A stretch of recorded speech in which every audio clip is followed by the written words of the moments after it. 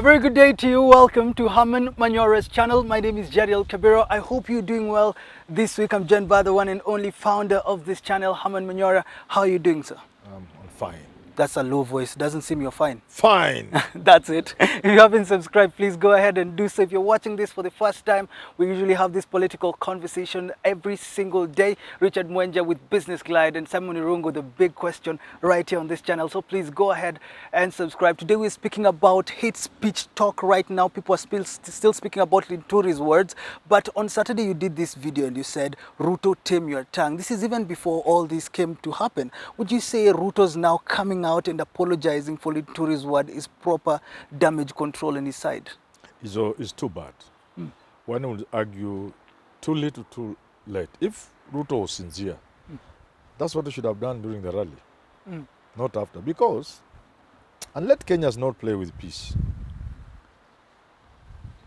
There are certain words and expressions that cannot be used in certain situations, in certain places. For example, because of the race problem in America, imagine a politician, white, using the word nigger. Oh God. That's the end of your political career, completely. In fact, you will not be pushed by anybody. You are gone. That's it for you. There are certain words you can't utter in Rwanda. No, even just the word tribe. Because genocide to them is real. You know, you talk about peace, just talking. Them, they have experienced it. The very worst. And there's that museum. So you can't just use words loosely in certain places. In Germany, because of their past, you don't play with certain words or symbols like the swastika. In the Nazi. Because you remind people of very bad things. You know, so I know people can talk what they are saying, but that was in bad taste. In Bomet. Linturi is my friend, but that was in bad taste. In Bomet, Ruto's team came out apologizing, showing that they do not condone hate speech. Is this the proper damage control? Should have done during the rally. Because that was bad. So there's damage has been caused already.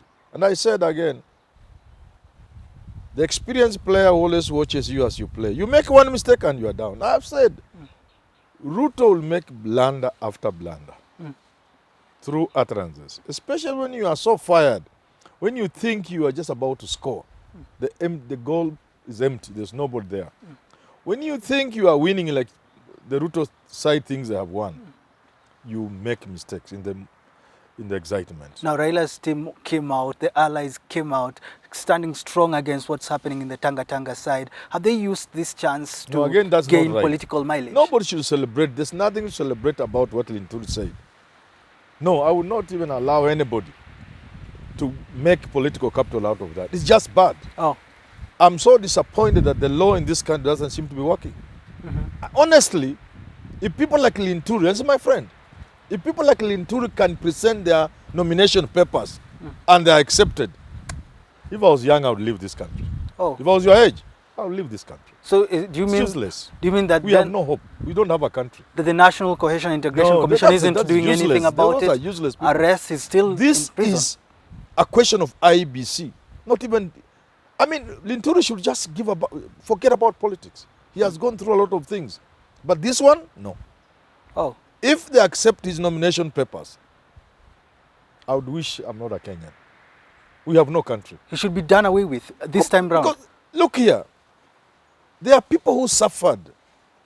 When you utter those words in Eldoret, you don't know the wounds you are touching. They are raw wounds. You know, to you it is just story. To me it is just a story. But at least for me, I saw it with my eyes. I saw things going on before my eyes. And I asked God, please, help this country. Help my country. We are on fire. For somebody, a leader, to go in that same place. But people are still speaking about UNET story. Some are saying, why didn't UNET go through the process UNET is going through? Don't compare things that you cannot compare what UNET said and what Linturi has said. That is different. That's like standing in a church in Germany and saying, Nazi Jew, Nazi Jew, you know, with your swastika. That is different. That's like a politician in the Democratic Party or Republican Party calling people niggers. Oh. You know, this is beyond This is beyond the red line. Where's the line? Because people clearly are not seeing it. Some, when it comes to one side, it's probably jokes. On this other side, let me tell it's you, different. there are things people have said. You can call them hate speech. You may not prosecute them. Because again, even CIC and the prosecutor, they don't know those kind of things you cannot prosecute unless you have an expert. If you take someone like me, for example, I'll be able to prosecute for you as a witness and to show you this is hate speech. They will not succeed. This is not about prosecution. This is not about hate speech. This is about banishment. We must banish Linturi from Kenyan politics. Is it the example that we need to see? We need to set an example. And for the president, no. If the president can leave this thing like that, it's a waste of time. Then we don't even have a president. We don't have a country. It's a temporal. We have a temporal. This is a temporal country. Anytime it can go up. Oh. Because this is really bad. I'm telling you, for people in Rift Valley, for people especially in Eldoret, for people who felt it, for people who lost loved ones, in circumstances we don't want to repeat on this show. Yeah. The Deputy President has apologized together with his team. That's not sincere. Then should they do something? What would you want them to do then? For example, Apologies, if I were the president, if I was the Deputy President, the DP, I'll say Rintul is my friend. But because of that, UDA cannot sponsor you. That's the least Ruto can do. Say, for UDA, we cannot give you our ticket. But you remain my friend. Oh. Yeah. There can be no better way of atonement. He has just to say, this is bad, but for UDA, we cannot sponsor Linturi. But they still get He can get another ticket, but not ours. Yeah. So moving forward, would you say that we should come up with laws that can be able to tame this politician? Or is the laws that are not being followed? It's not a question of laws. You do not need to legislate. People like Linturi should just pack and go, disappear from public space. That's it. That's the only way we'll save this country.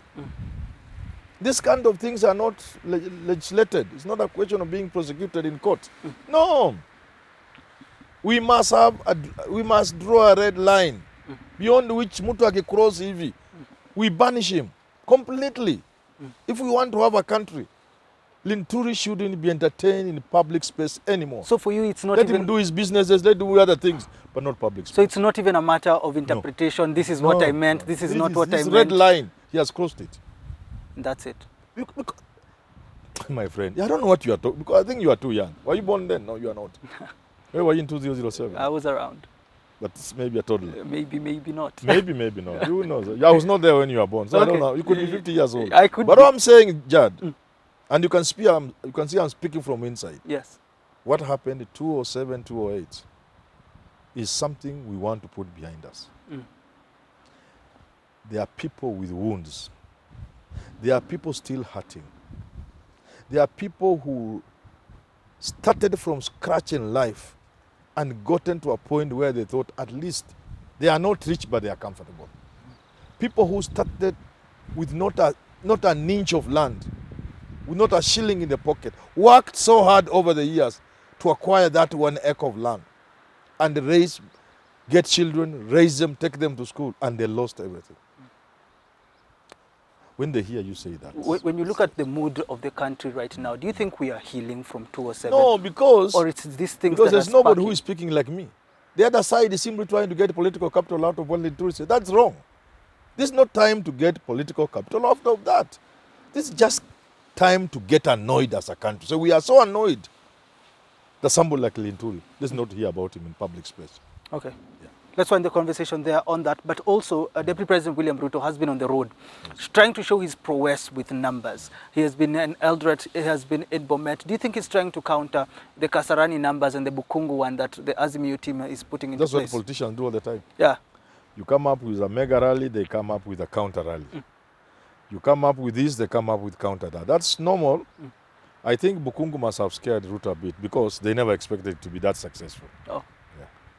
So they didn't expect the Luya to speak with one voice.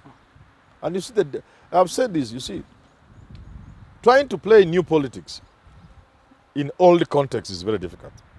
It's like the biblical new wine in old goat skin. Yes. It will burst the goat skin. So he's trying to play new politics in an old context. Oh. So look at this way. And Buhungu proved this.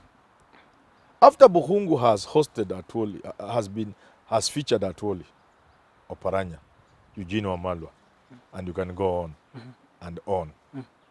Who are you left with? Khalwale, Malala, Dismas Barasa. You can see the old context. Yes. And you are trying to put in new wine. It will burst, and it is bursting. Oh. So that's what is difficult for Ruto. So he may try to counter, but with what degree of success is where the problem is. Some say that he's going to his strongholds. He cannot have the numbers in Nairobi like in No, Kasarani. Would you agree with that? No. Ruto has the numbers even in Nairobi. You know me, I'm not Azimio or anything like that. So I see things for what they are. Ruto has the numbers. In fact, today, if elections were held, it would be the worst case scenario for him will be run off. The worst. Yeah.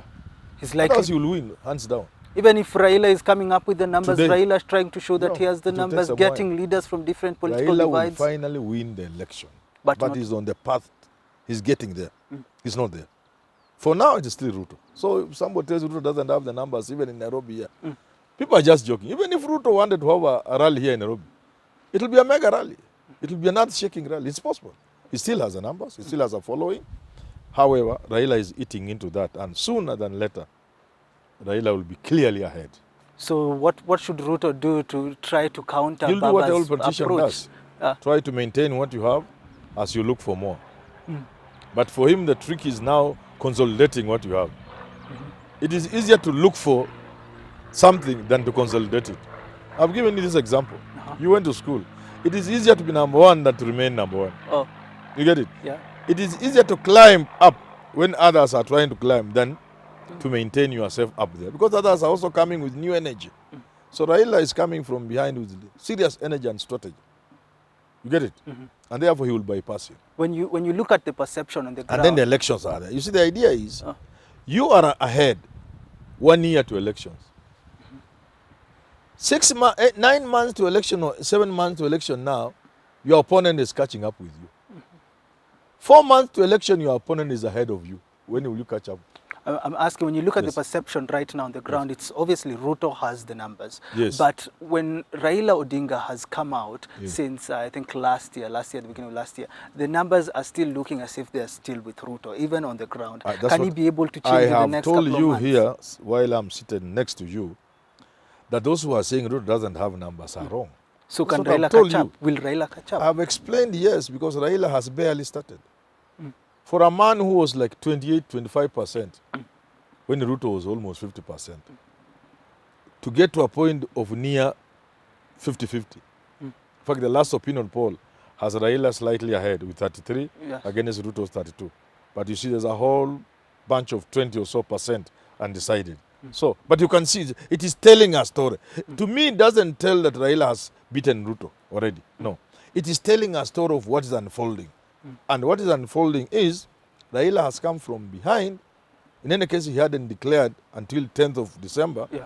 And now he's not only catching up, but soon overtaking Ruto. So the pace is too big, is too fast. Yeah, it's a fast-paced game. And Ruto should watch out. Oh, you should watch out. Oh, if I were Ruto, I would really watch out. This, I've told people, Jad, Raila is a political genius. I'm telling you. Yeah. Raila is a political genius. That's why I find it difficult to believe that in his living life, that in this world where I am, in this country, somebody can beat Raila. I find it difficult. Find it I difficult. couldn't believe Kibaki would beat him in 2007. I couldn't believe Ruto will beat him. I still don't believe Ruto will beat him. It's possible. Being sworn in as president is different from beating somebody. Being sworn in is different. It's different. You've reminded me of something before I wrap up. Atwoli coming out and saying, I didn't mean that Ruto will not become president. I meant things might be difficult for him to become president. So maybe you'll change tune too, or maybe you'll explain yourself later. Too. Why would I explain myself? What I'm saying is very, very simple. First, politics is quite unpredictable. So anybody says Raila will win and with 100% degree of certainty is lying. Because it's so unpredictable. And the old saying, a day in politics is a lifetime. Oh. Okay? Yeah. So anything, but within that normal range of what we call the normal world as we know it, our problem believing Ruto can beat Raila. That, I have that problem. But again, I could be wrong. And that's just politics for you. Thanks so much for tuning in to today's conversation. I do hope you have yourself a lovely rest of your day. Remember to subscribe, share the video, and have yourself a lovely rest of your day.